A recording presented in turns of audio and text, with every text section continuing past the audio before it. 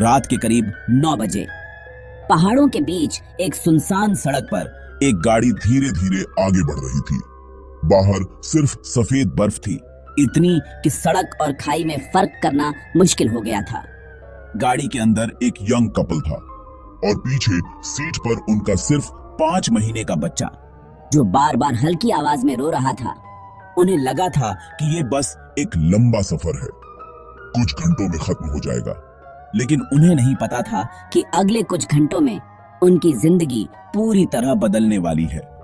अचानक गाड़ी के टायर फिसले, स्टीयरिंग कंट्रोल से बाहर गया और अगले ही पल गाड़ी बर्फ में धंस गई। उन्होंने एक्सीलेटर दबाया, बार बार कोशिश की, लेकिन टायर और गहराई में जाते गए। बाहर उतर कर देखा तो चारों तरफ सिर्फ बर्फ ही बर्फ। कोई घर नहीं, कोई लाइट नहीं, कोई आवाज नहीं, बस एक डरावनी खामोशी। उन्हें लगा शायद ये छोटी सी दिक्कत है, कुछ देर में कोई गाड़ी आएगी, मदद मिल जाएगी। लेकिन असली सच्चाई ये थी, उन्होंने ऐसी सड़क चुन ली थी जो सर्दियों में बंद होती है और वहां कोई आता ही नहीं। और अब वो तीनों दुनिया से कट चुके थे। ये कोई फिल्मी कहानी नहीं है, ये एक सच्ची घटना है। साल 2004, अमेरिका के ओरेगन और नेवाड़ा की पहाड़ियों के बीच एक ऐसी जगह जहां सर्दियों में रास्ते गायब हो जाते हैं और गलत मोड़ सीधे मौत तक ले जा सकता है। इस केस को बाद में लोग एक नाम से याद करने लगे, the snow bound family case. एक साधारण सा सफर जो शुरू हुआ था नॉर्दर्न कैलिफोर्निया से आइडाहो की तरफ, लेकिन कुछ घंटों के अंदर वो सफर बदल गया एक ऐसी कहानी में जहां 3 लोग एक बंद पड़ी सड़क पर फंस गए। कोई सिग्नल नहीं, कोई मदद नहीं, और चारों तरफ सिर्फ बर्फ। और फिर उन्होंने एक ऐसा फैसला लिया जिसके बारे में आज भी लोग बहस करते हैं, सही था या उनकी सबसे बड़ी गलती। और यही से शुरू होती है वो रात। गाड़ी बर्फ में धंसने के बाद शुरुआत के कुछ घंटे उन्होंने खुद को शांत रखने की कोशिश की। कोई ना कोई आएगा, सुबह तक सब ठीक हो जाएगा। लेकिन जैसे जैसे रात गहराती गई वैसे वैसे सच सामने आने लगा। गाड़ी के बाहर तूफान तेज हो चुका था, हवा इतनी जोर से चल रही थी कि गाड़ी हिलने लगी। और सबसे खतरनाक चीज, बर्फ लगातार गिर रही थी। धीरे धीरे गाड़ी का आधा हिस्सा बर्फ में दब चुका था। अंदर बैठे हुए उन्हें लग रहा था कि वो सेफ हैं, लेकिन उन्हें नहीं पता था कि वो धीरे धीरे एक जिंदा कब्र के अंदर फंसते जा रहे हैं। पीछे सीट पर उनका बच्चा फिर से रोने लगा। इस बार उसकी आवाज कमजोर थी। माँ ने तुरंत उसे अपनी गोद में लिया, अपनी जैकेट के अंदर छुपा लिया। लेकिन असली डर अब शुरू हुआ। डैशबोर्ड पर फ्यूल नीडल धीरे धीरे नीचे जा रही थी। हर मिनट, हर सेकंड उनका हीटर, उनका आखिरी सहारा खत्म होने के करीब था और बाहर तापमान गिरता जा रहा था। अब सवाल ये नहीं था कि मदद कब आएगी, सवाल ये था कि क्या वो सुबह तक जिंदा रह पाएंगे। रात धीरे धीरे गुजर रही थी, लेकिन हर मिनट घंटों जैसा लग रहा था। गाड़ी के अंदर अब पहले जैसी गर्मी नहीं थी। हीटर चल रहा था, लेकिन उसकी ताकत कम होती जा रही थी। बाहर तूफान और भी खतरनाक हो चुका था। हवा की आवाज जैसे कोई चीख रहा हो, और अंदर तीनों के बीच एक अजीब सी खामोशी फैल गई थी।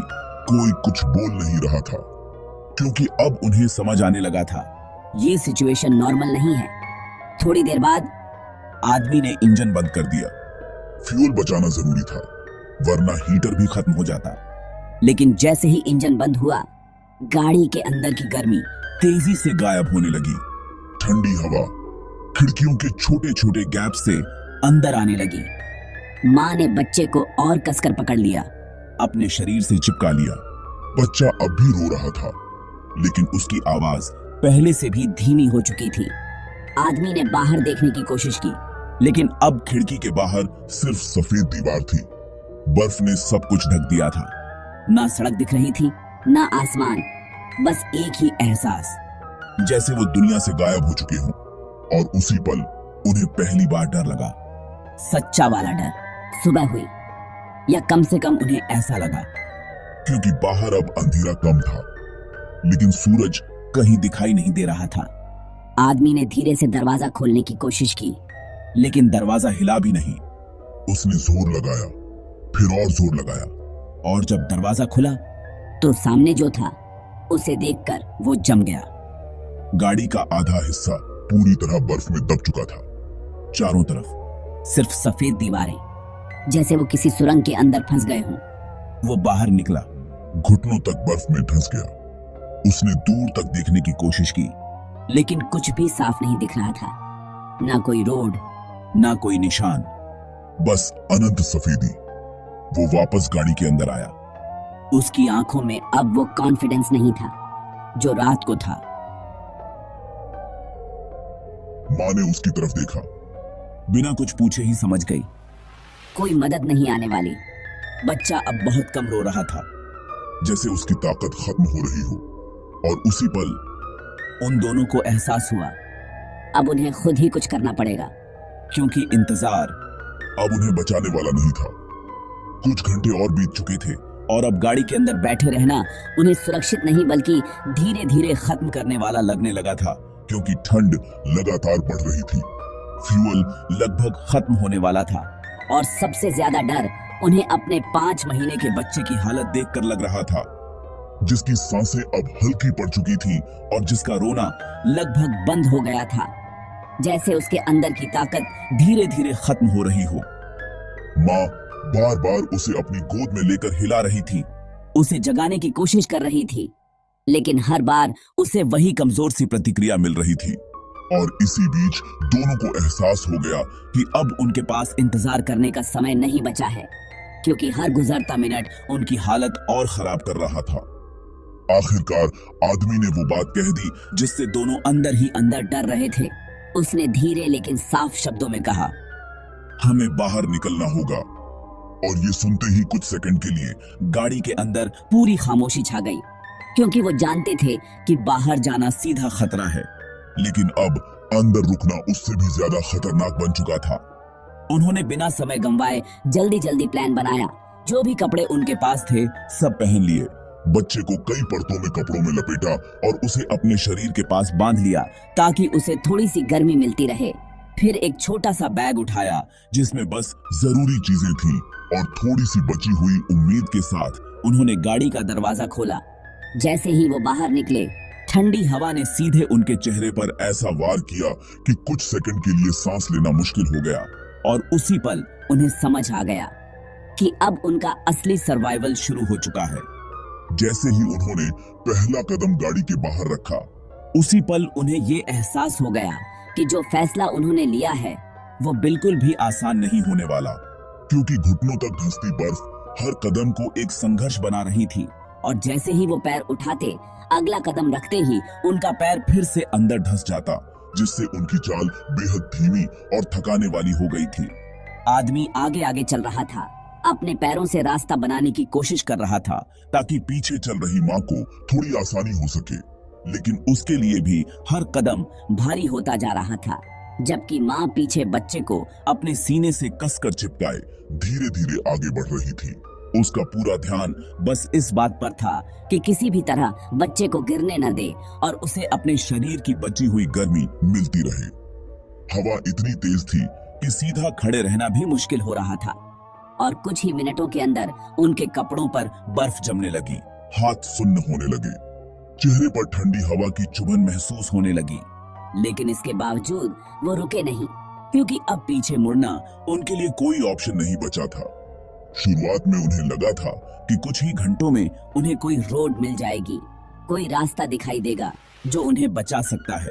लेकिन 1 घंटा बीता, फिर 2 घंटे, फिर 3 घंटे और कुछ भी नहीं बदला। उनके सामने बस वही एंडलेस सफेदी थी, वही तूफान और वही अनजान रास्ता जो कहीं जाता हुआ नजर नहीं आ रहा था। धीरे धीरे उनकी चाल और धीमी होने लगी, माँ के कदम लड़खड़ाने लगे और सबसे डरावनी बात ये थी कि बच्चा अब बिल्कुल शांत हो चुका था, इतना शांत कि उसकी खामोशी ही डर पैदा कर रही थी, जबकि आदमी बार बार पीछे मुड़कर देख रहा था और हर बार उसे एक ही सच्चाई नजर आ रही थी। वो तीनों धीरे धीरे टूट रहे थे, लेकिन इसके बावजूद वो चलते रहे, क्योंकि अब रुकना सीधा हार मान लेना था। लगभग 6 घंटे से भी ज्यादा समय बीत चुका था और अब हर कदम उनके लिए सिर्फ चलना नहीं बल्कि खुद को घसीटने जैसा महसूस हो रहा था, क्योंकि घुटनों तक धंसती बर्फ उनके शरीर की बची हुई ताकत भी धीरे धीरे खत्म कर रही थी। और हवा इतनी तेज थी कि सीधा खड़े रहना भी एक संघर्ष बन गया था। आदमी आगे बढ़ रहा था, लेकिन उसकी चाल अब पहले जैसी स्टेडी नहीं रही थी और हर कुछ सेकंड बाद उसे रुककर खुद को संभालना पड़ रहा था। जबकि पीछे चल रही माँ अब क्लियरली कंट्रोल खो रही थी, क्योंकि उसका शरीर लगातार कांप रहा था और उसके कदम लड़खड़ा रहे थे जैसे किसी भी पल वो गिर सकती हो। और फिर वही हुआ जिसका डर था। उसने एक कदम आगे बढ़ाया, फिर दूसरा, और अचानक उसका संतुलन पूरी तरह बिगड़ गया और वो सीधे बर्फ में गिर गई। उसके साथ बंधा बच्चा भी हल्का सा झटका खाकर उसके सीने से और कसकर चिपक गया। उसने तुरंत उठने की कोशिश की, लेकिन इस बार उसके हाथों ने उसका साथ नहीं दिया, क्योंकि वो अब सुन्न होने लगे थे और उसकी पकड़ कमजोर पड़ती जा रही थी, जैसे शरीर धीरे धीरे जवाब दे रहा हो। आदमी तुरंत उसकी तरफ भागा, उसे उठाने की कोशिश की, लेकिन जैसे ही उसने उसका चेहरा देखा, उसे समझ आ गया कि ये सिर्फ थकान नहीं है। उसकी आंखें आधी बंद थीं, उसकी सांसें तेज थीं और वो बार बार एक ही बात दोहरा रही थी, मुझे नींद आ रही है। और यही वो पल था जब सिचुएशन सच में खतरनाक हो चुकी थी। उस पल के बाद हालात इतनी तेजी से बिगड़ने लगे कि आदमी को समझ ही नहीं आ रहा था कि वो पहले किसे बचाए, अपनी पत्नी को या उस छोटे से बच्चे को जो अभी तक उसकी छाती से चिपका हुआ था और जिसकी कोई आवाज अब सुनाई नहीं दे रही थी। और यही खामोशी सबसे ज्यादा डरावनी थी, क्योंकि कुछ घंटे पहले तक वही बच्चा रो रहा था, हिल रहा था, जिंदा होने का एहसास करा रहा था। उसने अपनी पत्नी को बार बार झकझोरा, उसे खड़ा करने की कोशिश की, लेकिन उसका शरीर अब उसका साथ नहीं दे रहा था। उसके पैर जैसे जम चुके थे और उसकी आंखें हर सेकंड बंद होती जा रही थी, जैसे वो धीरे धीरे इस सब से दूर जा रही हो। और उसी बीच वो फिर से वही बोलती है, बस थोड़ी देर, सोने दो। ये सुनते ही आदमी के अंदर डर पूरी तरह हावी हो गया, क्योंकि उसे समझ आ चुका था कि अगर वो यहीं रुक गया, अगर उसने उसे बैठने दिया, तो शायद वो कभी वापस नहीं उठेगी। लेकिन दूसरी तरफ बच्चा था, जिसे अब तुरंत गर्मी और सुरक्षा की जरूरत थी। उसके सामने अब एक ऐसा फैसला खड़ा था जो कोई भी लेना नहीं चाहेगा, क्योंकि दोनों को साथ लेकर आगे बढ़ना अब लगभग नामुमकिन हो चुका था। और हर सेकंड के साथ उसकी हालत और बिगड़ रही थी। और फिर उसने एक फैसला लिया, ऐसा फैसला जो उसकी पूरी जिंदगी बदलने वाला था। उसने कुछ सेकंड तक अपनी पत्नी की तरफ देखा। उसकी आंखों में वो डर साफ दिख रहा था, जो शब्दों में नहीं बताया जा सकता, क्योंकि वो जानता था कि जो फैसला वो लेने जा रहा है, उसके बाद कुछ भी पहले जैसा नहीं रहेगा। लेकिन उस वक्त उसके पास सोचने का समय नहीं था, क्योंकि हर सेकंड उनकी जिंदगी को और छोटा कर रहा था। उसने धीरे से बच्चे को उसकी छाती से खोला, उसे अपने अंदर की जैकेट के पास कसकर पकड़ लिया, ताकि उसकी थोड़ी सी बची हुई गर्मी उसे मिलती रहे। और फिर उसने अपनी पत्नी को आखिरी बार उठाने की कोशिश की, उसे खड़ा करने की कोशिश की, लेकिन उसका शरीर अब पूरी तरह जवाब दे चुका था। उसकी आंखें लगभग बंद थीं और उसकी आवाज अब सिर्फ एक हल्की सी फुसफुसाहट बन चुकी थी। उसने चारों तरफ देखा, सिर्फ सफेद तूफान था, कोई रास्ता नहीं, कोई निशान नहीं। और उसी बीच उसे समझ आ गया कि अगर वो यहाँ रुका, अगर उसने उसे उठाने की कोशिश में और समय गंवाया, तो शायद तीनों ही यहीं खत्म हो जाएंगे। और फिर उसने उसे वहीं छोड़ने का फैसला किया। ये कोई आसान फैसला नहीं था, ये मजबूरी थी, एक ऐसी मजबूरी जिसमें उसे एक जिंदगी बचाने के लिए दूसरी को पीछे छोड़ना पड़ा। और जैसे ही वो मुड़ा, उसके कदम भारी हो गए, लेकिन वो रुका नहीं, क्योंकि अब उसके हाथों में सिर्फ एक ही उम्मीद थी। मुड़ा और बिना पीछे देखे आगे बढ़ने लगा। लेकिन हर कदम के साथ उसे ऐसा लग रहा था जैसे कोई उसे पीछे खींच रहा हो, जैसे उसका एक हिस्सा उसी बर्फ में छूट गया हो जहां उसकी पत्नी अब भी पड़ी थी, आंखें बंद, पूरी तरह शांत। और वो जानता था कि अगर उसने एक बार भी पीछे मुड़कर देखा, तो शायद वो कभी आगे बढ़ ही नहीं पाएगा। उसने बच्चे को और कसकर पकड़ लिया, उसे अपनी जैकेट के अंदर छुपा लिया और बिना रुके बस चलता गया, क्योंकि अब रुकना मतलब सब खत्म हो जाना था। और कई घंटों तक लगातार चलते रहने के बाद जब उसकी ताकत लगभग खत्म हो चुकी थी और उसके पैर जवाब देने लगे थे, तभी दूर उसे कुछ अलग दिखा। पहले उसे लगा ये उसका भ्रम है, लेकिन जैसे जैसे वो करीब गया उसे एक सड़क दिखाई दी। वहां से गुजरती एक गाड़ी ने उसे देखा, तुरंत रोकी और उसी पल उसकी जिंदगी बदल गई, क्योंकि वो आखिरकार बच चुका था। लेकिन कहानी यहीं खत्म नहीं होती। जब रेस्क्यू टीम उस जगह वापस पहुंची जहां उसने अपनी पत्नी को छोड़ा था, तब तक बहुत देर हो चुकी थी। और सबसे डरावनी बात, अगर वो कुछ समय और रुक जाते, अगर वो गाड़ी में ही इंतजार करते, तो शायद रेस्क्यू टीम उन्हें वहीं मिल जाती। आज भी वो आदमी हर साल उसी दिन उसी पल को याद करता है जब उसने मुड़कर नहीं देखा था।